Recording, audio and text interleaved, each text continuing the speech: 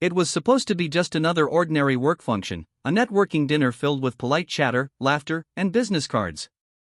I had gone along simply to support my husband, David, who had been recently promoted and wanted to introduce me to his colleagues. But from the moment we walked in, I sensed something off. His boss, Mr. Reynolds, a man notorious for his arrogance and sharp tongue, was there, and his eyes immediately locked onto me with an intensity that made my skin crawl.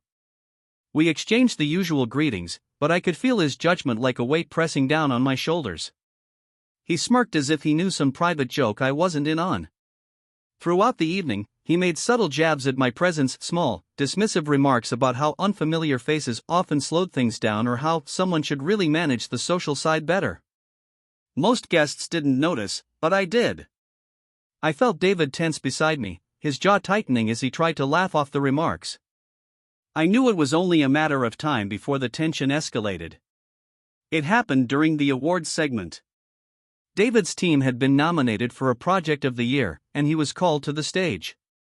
Mr. Reynolds, who was giving the award, leaned close to him and whispered something I couldn't hear, but the smirk on his face told me it was condescending, maybe even insulting. David froze for a moment, his confident facade slipping.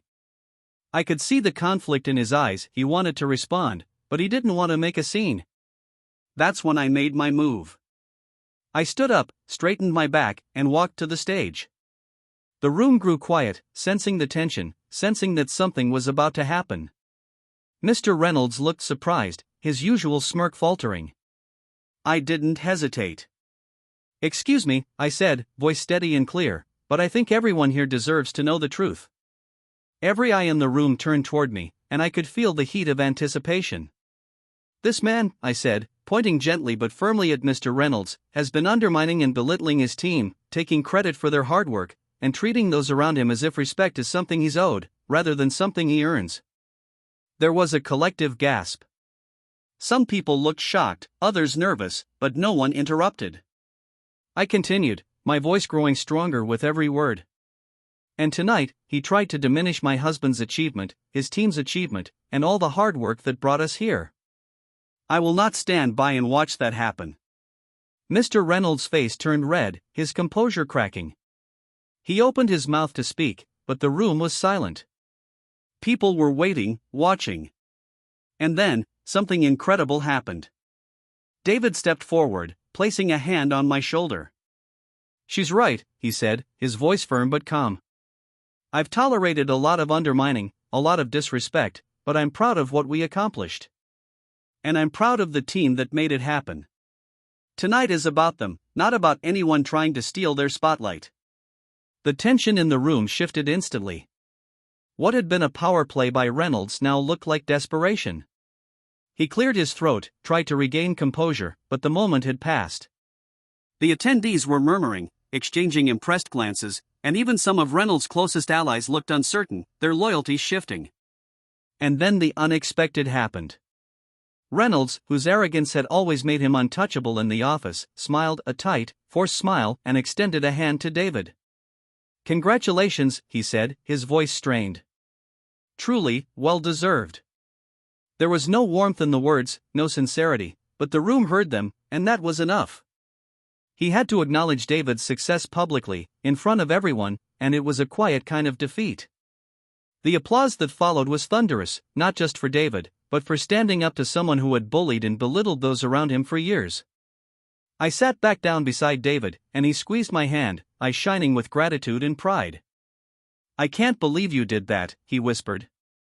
"You just exposed him." Everyone saw. I shrugged lightly, feeling a mix of adrenaline and relief. "Sometimes," I said, "people need to be reminded that respect isn't given, it's earned. And when someone tries to take it away from the wrong person, they need to be called out." By the end of the evening, the story had spread. Colleagues who had quietly tolerated Reynolds' behavior now looked at him differently. People approached David and me, praising not just his team's work, but the courage it took to confront a bully so publicly. I noticed subtle nods, small gestures of acknowledgement, and a few whispered conversations behind Reynolds' back. His aura of invincibility had been cracked, and everyone had seen it happen in real time. That night, as we drove home, David was quiet, processing what had just occurred. Finally, he turned to me, a smile breaking through his normally serious demeanor. "I don't know what to say," he said. "I've never been more proud or more grateful." "You don't have to say anything," I replied, leaning my head on his shoulder. "Sometimes, showing up, speaking out, and standing your ground says it all." In the days that followed, the dynamics at work shifted. Reynolds became more cautious, more careful with his words, aware that his authority was no longer absolute. David's team felt emboldened, respected, and recognized not just for their achievements, but for the strength it took to defend them. And I realized, in that moment, that courage isn't always loud or dramatic. Sometimes, it's simply standing up for what's right, even when the odds seem stacked against you.